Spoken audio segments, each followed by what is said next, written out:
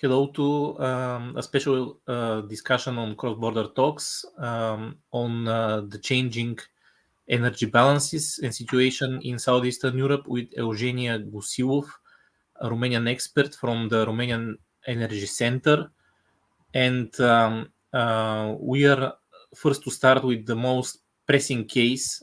The Republic of Moldova is in a deep energetic crisis after Russia bombed out a number of Ukrainian energy infrastructure facilities.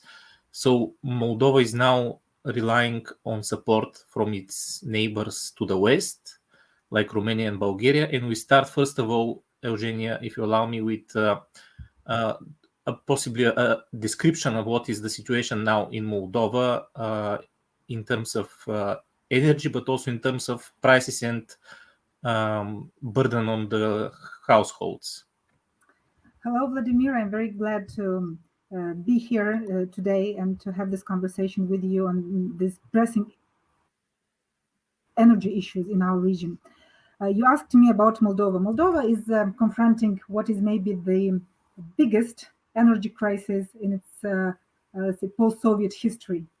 There have never been such a difficult situation in 30 years as the one through which now Moldova is going through. Why? Because the Republic of Moldova was reliant 70% for its electricity on the power plant at Cuciurgani, and 30% there was a contract in which they were importing electricity from Ukraine.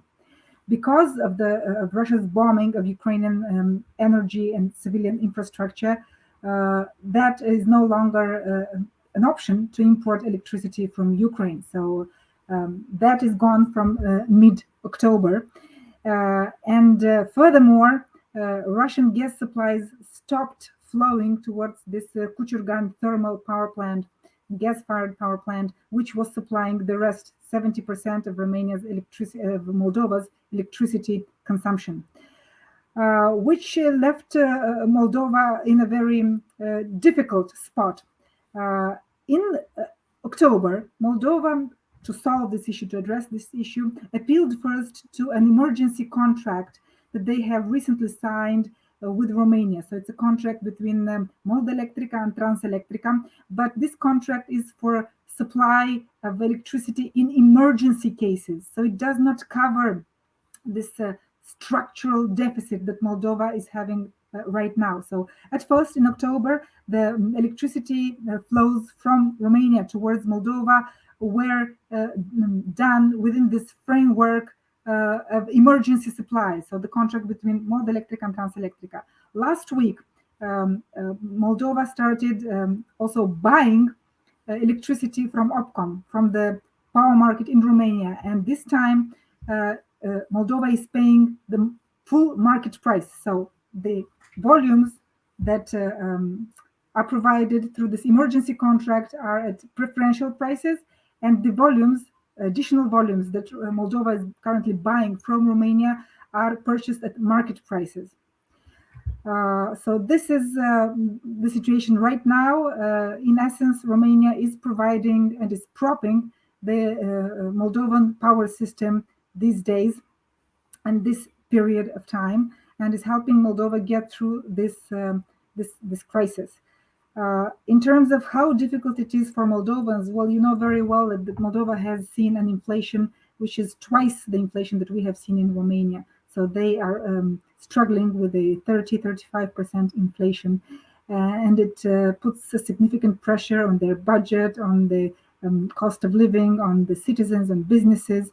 Romania is not itself in the best position in the sense that we too have inflation, but our inflation is lower. It's about 15%. Now, Romania itself struggles with a deficit in power generation.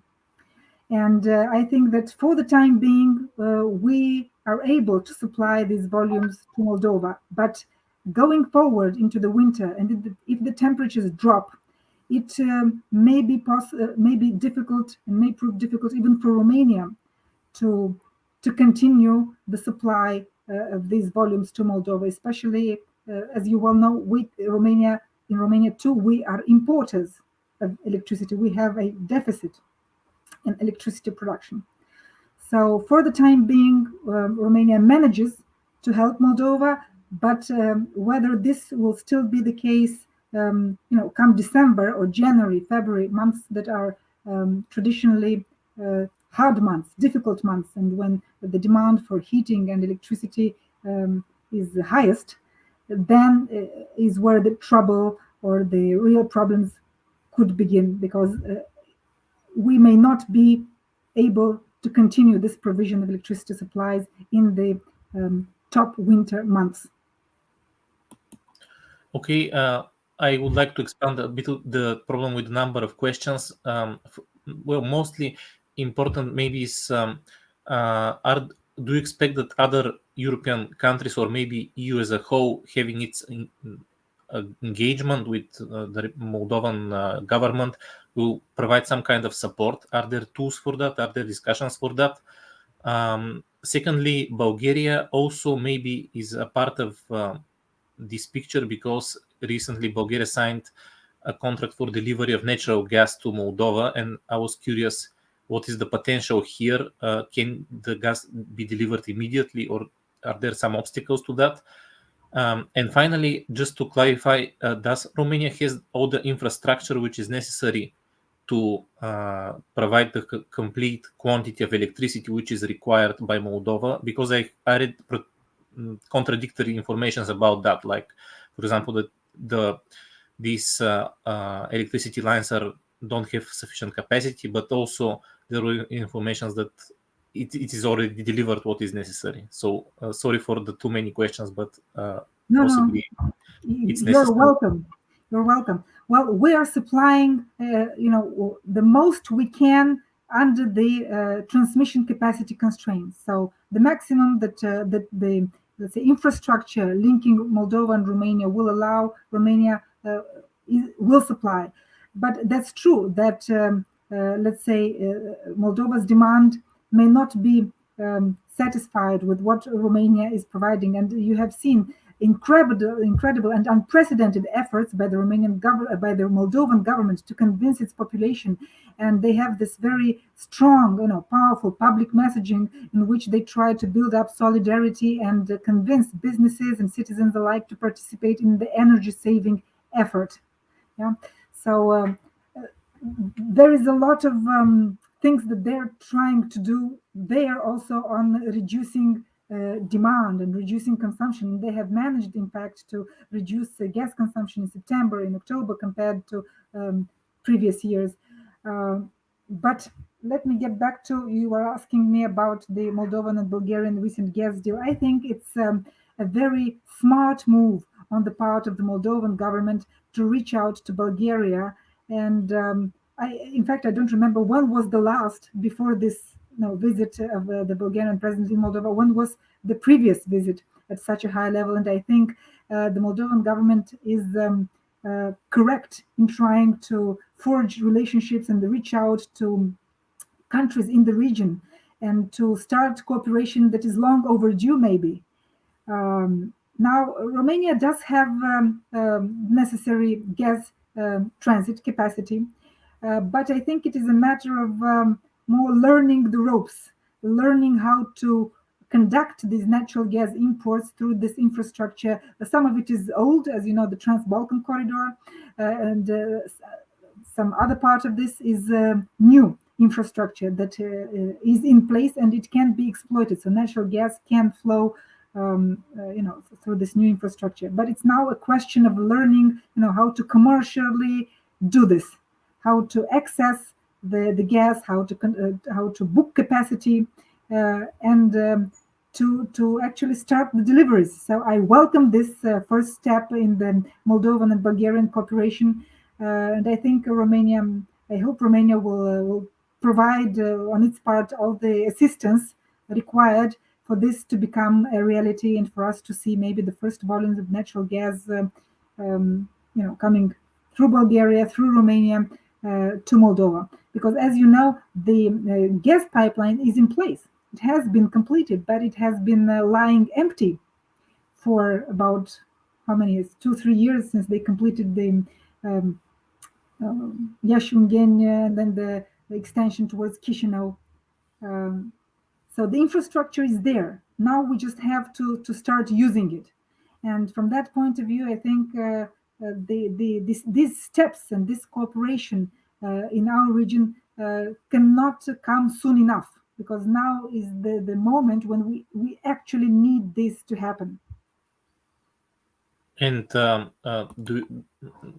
we know that there is so-called Moldova platform, and possibly there are various ways in which European countries are engaging and supporting Moldova. Is there anything that can be done by other European countries in an organized way to support Moldova in this situation? I think there is always room to do more.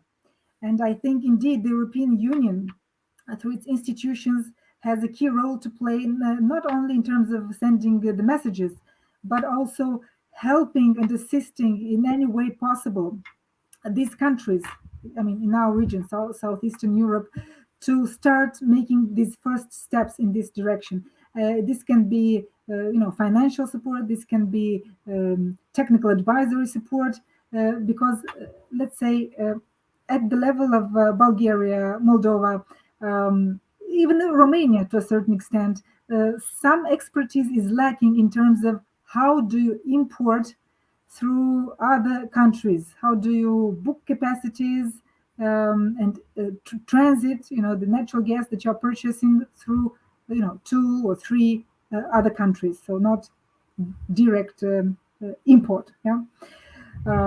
So I think where the EU can make a significant difference is in helping these countries learn these rules and the know-how faster, because we are in a fast-paced environment, and we do not have the luxury to spend 6 months or 1 year to learn how to do this.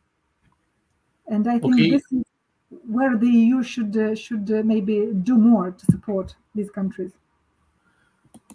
Romania was very much interested in the completion of the Greece-Bulgaria interconnector or gas pipeline, because, as I understand, Romania may need some imports through it, or through Azerbaijan or other places. But I was curious, to what extent is the Bulgaria-Romania interconnector, which is placed close to Ruse-Giurgiu, to what extent it is operational and can enter in force? Is it now inactive somehow? Well, you know very well that it has been completed since 2016. So technically, there is no issue with this interconnector. It is in a condition in which it can be operated, and I think some volumes do transit this interconnector.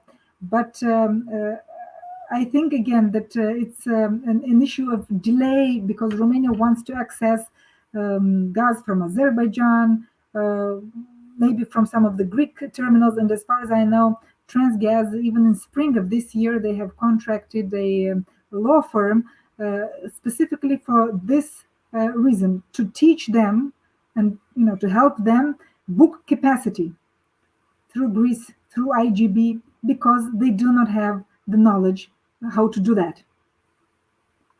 Okay, so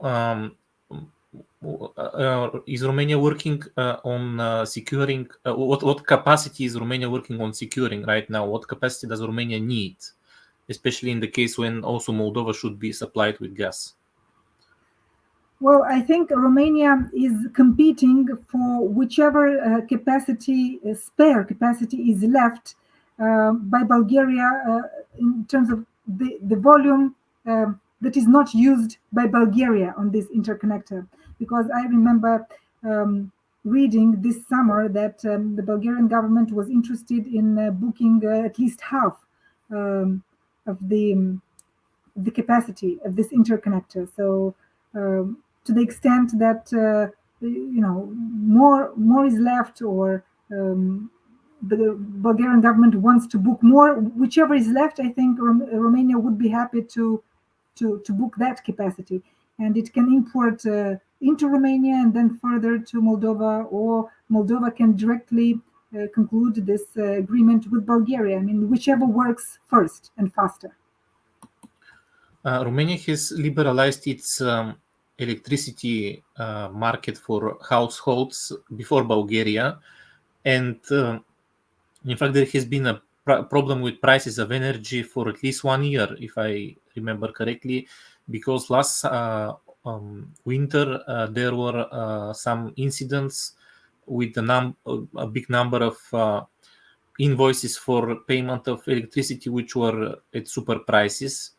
I have once again a few questions here.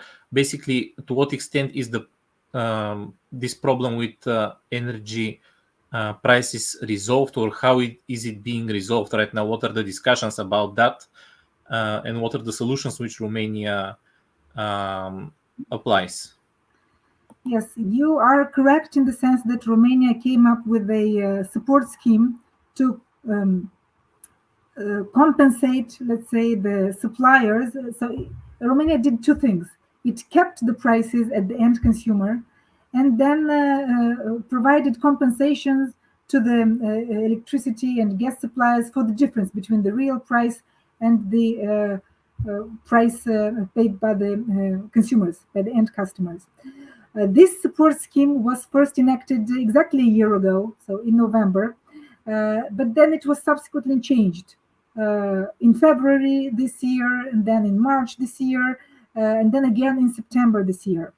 So they keep tweaking and playing with the various levels, because the people or the end customers that benefit from this subsidized price, they fall within certain consumption profile.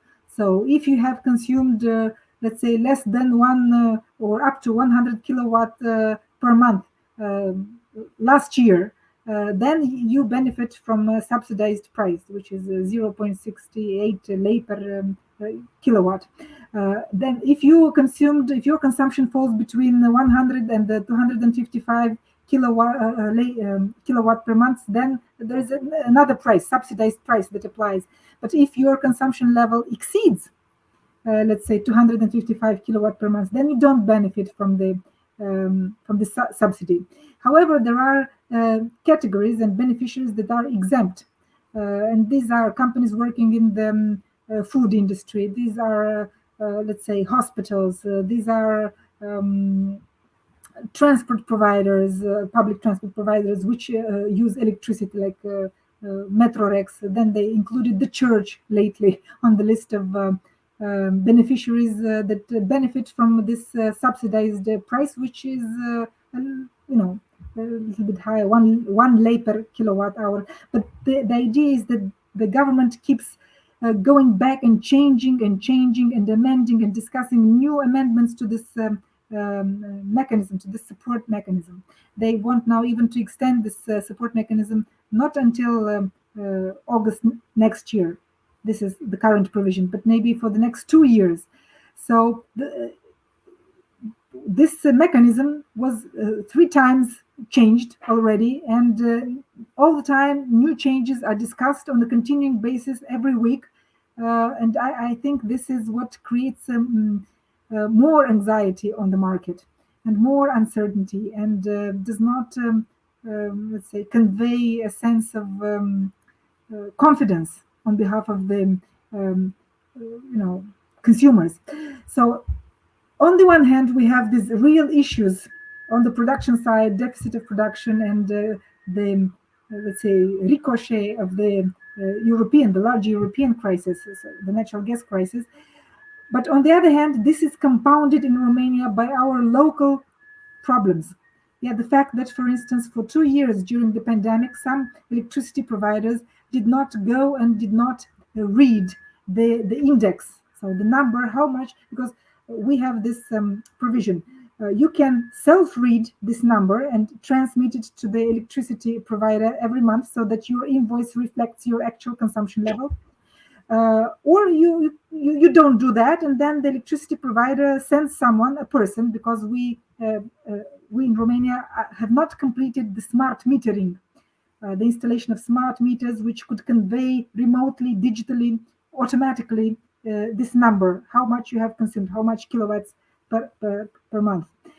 So that's why we still have this human the system that relies on humans, on persons, on human beings, and they have to come and once every 4, 5, 6 months, they have to read the actual number, and then they send you an invoice with the difference. So if they have, if they have billed you more, they will deduct it. If they have billed you less, they will bill you more to reflect your actual consumption. So now what we had during the pandemic is that some of these electricity companies did not do this regular reading of the meter. Yeah, and on top of this crisis with the spiking electricity prices and the people panicking and fearing over all these issues, we have all these exceptional situations in which, because the electricity providers, the utilities, were lazy and did not bother, to go into the field to the client and read the actual, meter, what it says. Now they are doing this regulation retroactively, and this has scared a lot of customers because they suddenly have received bills of 2,000 euro. So there were some cases like this reported. Then there are avenues available to the customers that encounter this situation, in the sense that they first try to solve this with their electricity distributor, electricity provider. If they do not manage, then they can petition, or they can write a letter to the regulator and can complain about it. And if this doesn't solve the issue and is not through mediation or through some other regulatory measure, then they can sue the electricity provider. But this has been one area of discontent among customers, because this has created a lot of panic. People receiving bills that, let's say, net the actual consumption with what people have paid. Some have paid more, some have paid less. But this is not something that should be done once per year or once every 2 years. The actual period by law is every 4 months, so as not to accumulate volumes and then to see these higher bills. So that's what I'm saying. The electricity and energy crisis is one thing, and then our domestic self-management issues are another thing, and they make this crisis worse because they exacerbate things that did not happen in the first place. Okay, you were critical of the fact that the policies are changing fast and constantly redefined, and also this procedural, let's say, problem with the reporting of the consumed electricity. But does your energy center has general recommendations or advices for the way the crisis of energy prices can be resolved? As a matter of fact, yes, we do have some recommendations, and our recommendations stem from the fact that we realize, by looking at the market, by analyzing what is happening in the market, we see that every big project which could have contributed to bettering Romania's current situation in this energy market, so new projects that could have brought new electricity volumes on the market, did not happen. So whenever we talk about, let's say, Unit 3 and 4 of Chernavod, the nuclear power plant, yes, we are trying since 2009 to build them, and 13, 14 years later, we still don't have that. We are trying to build a new power plant at Iernut. Romgaz is trying a power plant that should have been finished 2 years ago, and yet it is still not finished, and will be finished now, they say and promise, next year, 2023. Then we could have had a significant alleviation. So on the other hand, these are these big projects which belong to state-owned companies, which face delays, huge delays, which of course aggravate this crisis, in the sense that we now have a deficit in power generation. But we could have been in a situation in which such deficit would not have existed, because these investments would have been made on time. So in terms of recommendations, seeing this difficulty on the part of the state-owned companies to carry through and implement the projects that would add significant electricity into the market, we recommend the government to supplement, to double, to triple, to quadruple the funds, and to simplify and accelerate the process through which, let's say, Romanians can become consumers, prosumers. So consumption and production for self-consumption and the excess to be fed into the electricity. I think there is a huge potential there. And it is really, really sad, the fact that we have had technically this provision that allows prosumers to exist in the law. We have had it since 2008 until 2018. So for 10 years, it was only on paper, because in practice, the technical regulations were missing and the prosumers did not exist. Then finally, this clog, this bottleneck was resolved, and the consumers started appearing in Romania. Now this is a very fast moving phenomenon, and it's growing year by year. And we have gone from 0 consumers 3 years ago to about 22,000 consumers this year. And even the regulators expects them to reach 30,000 prosumers in Romania by the end of this year. So I think in a country, in a state with a government that has such difficulties with seeing through the investments in this medium and big, large projects that could bring alleviation to the market and could supply the market with electricity in excess even, so that we can feed to Moldova without fearing that we might ourselves be left without electricity. I think, if the macro projects, the big projects don't work and we are not able to put them in place, at least allow funding and avenues for the, let's say, the smaller consumers, for the medium-sized consumers, that means households, small and medium enterprises, SMEs, to install units for self-generation and self-consumption. So I think one part of the solution could have come from that direction, because to tell you the truth, this is mind-boggling, the fact that we have cases, and they have been widely reported by the press, of people submitting the applications for installing rooftop solar panels in 2019, and their applications were not yet processed 3 years later. I mean, and this in the middle of the biggest energy crisis that our region has seen. So I think that's an area where the government could do more. So not stake everything on the big, investment projects, but also allowing some breathing room for the micro investments in energy. There is also a lot of hype about this idea of nuclear modular plants, if I understand correctly the term, mini nuclear plants, which is an American energy project, and it said that it can be potentially even exported through the region if it's a success in Romania.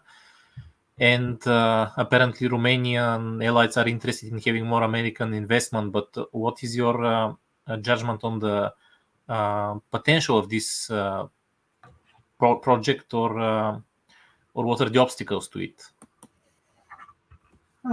You raised a very important issue. Why? Because I think the SMRs could be a fantastic opportunity for not only for Romania but for the entire region. And as much as I'm happy to see the government being supporting and taking the right steps in this direction, the fact that this hasn't been done anywhere else in Europe at this moment is the very thing that can delay and threaten such a project, the deployment of such a project. The fact that it's the first of its kind, right, in Europe, and that may also, raise opposition, public discontent, because people can fear things that are new and that they do not completely understand. So I think the industry and the government needs to get out there and be proactive from the very beginning, so that they do not, stumble into a situation in which, the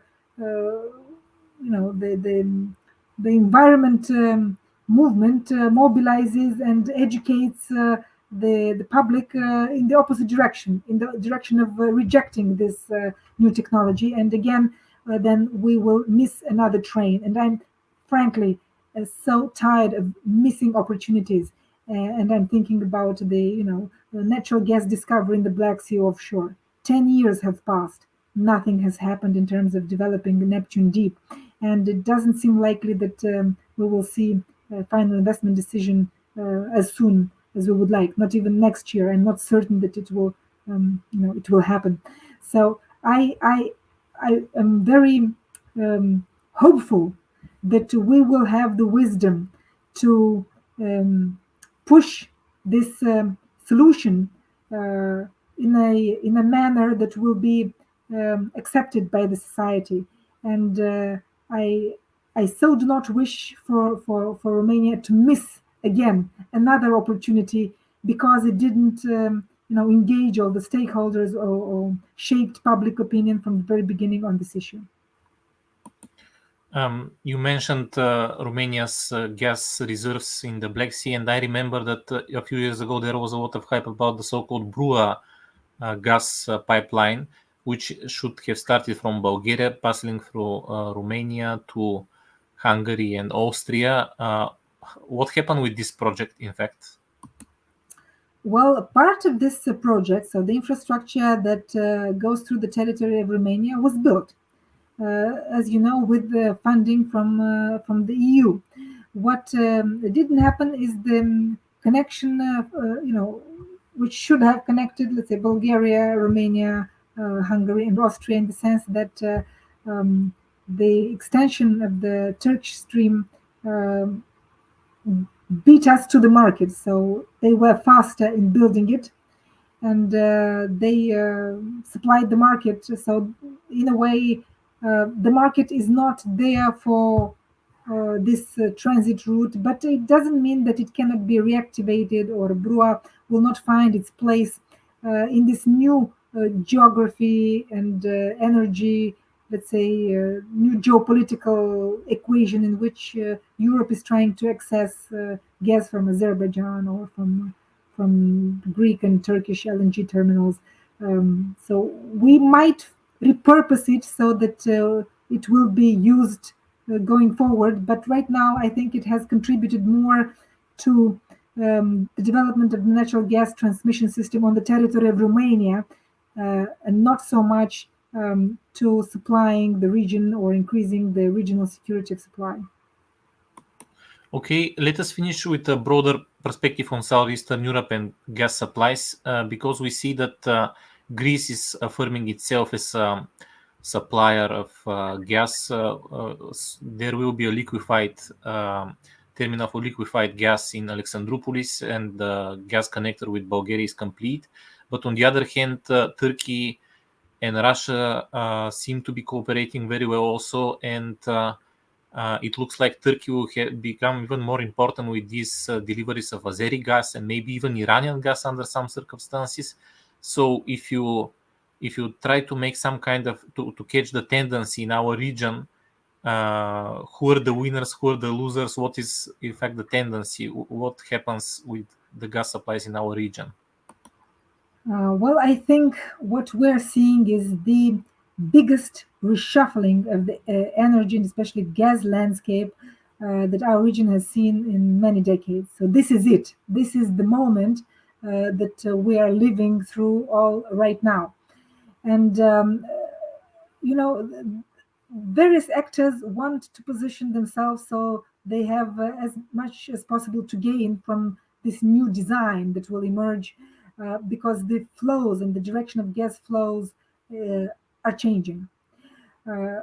Greece has a role to play because Greece can tap into the international LNG market, but Turkey as well. Turkey too has LNG import terminals.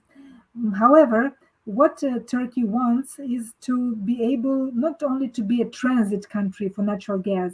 If that was their ambition, let's say 10 years ago, what I see right now in the market is a desire by Turkey to be more than just a transit country for natural gas. They want to be resellers of natural gas. And I think here is the area where Turkey cooperates with Russia and hopes that the partnership with Russia will allow Turkey to become a seller of natural gas or a reseller of Russian natural gas. So that's, I think, what Turkey is working towards. But not only staking and betting on Russian gas, I think Turkey also wants to be a reseller of the LNG that it currently imports, and Turkey could feed this LNG, regasify it, and feed it into the Southeast European gas transmission network, and then it can reach in reverse flow Bulgaria, Romania, Moldova. Why not Ukraine? It would make sense. But these are, let's say, two maybe competing models, and Turkey is trying to forge a better place for itself in this new emerging gas infrastructure, and it's trying to take advantage of Russia's, let's say, troubles in order to gain something from this for itself. And what will be the role of Bulgaria and Romania in terms of gas deliveries and distribution in this change which we observe? Our role is to learn as fast as possible how to access the natural gas from the, let's say, LNG market, how to regasify it, and how to transit it through our countries, not only for the benefit of our countries, so the local Bulgarian consumption, the local Romanian, marginal consumption that we still need, to import gas for, but to be able to also monetize it by exporting it or transiting this gas further to countries like Moldova or even to Ukraine in the current situation. Look at the crisis and the magnitude of the crisis there.